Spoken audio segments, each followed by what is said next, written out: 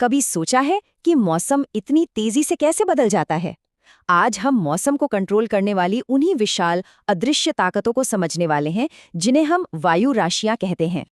तो सवाल यह है, आखिर वो कौन सी अदृश्य चीज है जो अचानक कड़ाके की ठंड ले आती है या फिर गर्मी के दिनों में चिपचिपी उमस भर देती है? इसका जवाब है वायु राशि। ऐसे समझिए कि ये हवा का एक बहुत बड़ा बुलबुला है, इतना बड़ा कि हजारों मील तक फैला हो और जिसके अंदर हर जगह तापमान और नमी यानी टेम्परेचर और ह्यूमिडिटी लगभग एक जैसे हों। बस यही है एक वायु राशि। ठीक है, तो चलिए अब इसमें थोड़ा और गहराई से उतरते हैं। सबसे पहले ये समझते हैं कि वायुमंडल के ये अदृश्य दैत्य आखिर हैं क्या और काम कैसे करते हैं। देखिए, यहाँ एक जरूरी बात समझने की है। वायु राशि का मतलब सिर्फ तेज चलती हुई हवा नहीं है, नहीं, बल्कि ये तो अपने आप में एक पूरा का पूरा वायुमंडलीय क्षेत्र है जो एक जगह से दूसरी जगह सफर करता है और अपने साथ अपना पूरा का पूरा मौसम लेकर चलता है। तो फिर सवाल उठता है कि ये विशाल वायु राशियां आती कहाँ से हैं? चलिए अब इनके जन्म स्थान यानी कि इनके सोर्स रीजन को समझते हैं। एक सोर्स रीजन कोई बहुत बड़ा और एक जैसा इलाका होता है, जैसे कि कोई विशाल रेगिस्तान या फिर कोई महासागर। जब हवा का एक बहुत बड़ा हिस्सा कई दिनों तक इस इलाके के ऊपर बस टिका रहता है ना, तो वो धीरे धीरे उस जमीन या पानी की आदतें अपना लेता है, मतलब उसकी गर्मी, ठंडक या नमी। लेकिन हर कोई इलाका सोर्स रीजन नहीं बन सकता। इसके लिए 3 शर्तें हैं। पहली, सतह बहुत बड़ी और एक जैसी होनी चाहिए। दूसरी, हवा का बहाव शांत हो, ज्यादा हलचल ना हो। और सबसे जरूरी, हवा को वहां इतना टाइम मिले कि वो उस जगह के रंग में पूरी तरह से ढल सके। अच्छा, तो एक बार जब कोई वायु राशि बन जाती है तो मौसम वैज्ञानिक उसे एक पहचान देते हैं। चलिए देखते हैं कि इस पहचान पत्र यानी इसके क्लासिफिकेशन कोड को कैसे पढ़ा जाता है। ये बहुत ही सिंपल सा 2 अक्षरों का कोड है। पहला अक्षर बताता है नमी के बारे में।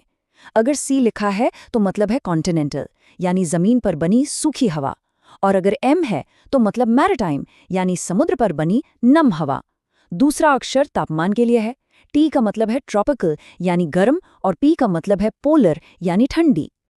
और जब हम इन दोनों अक्षरों को मिला देते हैं तो हमारे पास आती हैं 4 मेन तरह की वायु राशियां। सीटी यानी गर्म और सूखी, एमटी यानी गर्म और नम, सीपी यानी ठंडी और सूखी, और एमपी यानी ठंडी और नम। असल में मौसम की सारी भविष्यवाणी इन्हीं कोड्स के इर्द गिर्द घूमती है। पर कहानी यहाँ खत्म नहीं होती। जब ये वायु राशियां अपने घर से निकलकर दुनिया घूमने निकलती है तब क्या होता है? चलिए अब इस कहानी को आगे बढ़ाते हैं। देखिए, कोई भी वायु राशि हमेशा एक जैसी नहीं रहती। जैसे ही वो अपने सोर्स रीजन से दूर जाती है, वो नई नई जगहों के ऊपर से गुजरती है और बस उसके गुण भी बदलने लगते हैं। इसका जो प्रोसेस है वो बड़ा सीधा सा है। पहले वायु राशि बनती है, फिर वो चलना शुरू करती है और आखिर में वो धीरे धीरे नई जमीन के गुण अपना लेती है। मान लीजिए आर्कटिक से कोई ठंडी सूखी हवा चली और एक गर्म महासागर के ऊपर से गुजरी, तो क्या होगा? जाहिर है वो गर्म और नम होने लगेगी। ये तो हुई एक अकेली वायु राशि की बात, पर जरा सोचिए क्या होता होगा जब एक ठंडी सूखी वायु राशि का सामना एक गर्म और नम हवा के बुलबुले से होता है। तब एक लड़ाई शुरू होती है। ये दोनों आसानी से एक दूसरे में घुल मिल नहीं जाती। इनके बीच एक बाउंड्री बन जाती है, एक सरहद, जहां मौसम में सबसे ज्यादा ड्रामा होता है, और इसी बाउंड्री को हम फ्रंट कहते हैं।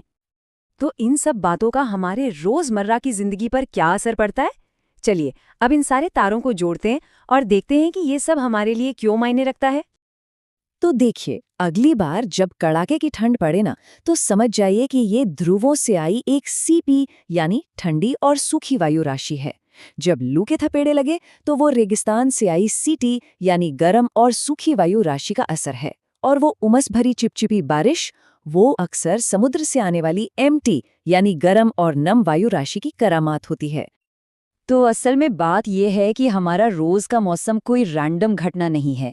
ये अक्सर हमारे इलाके में आए एक मेहमान, एक विशाल वायु राशि की कहानी होती है जो अपने साथ अपने घर का मौसम लेकर आई है।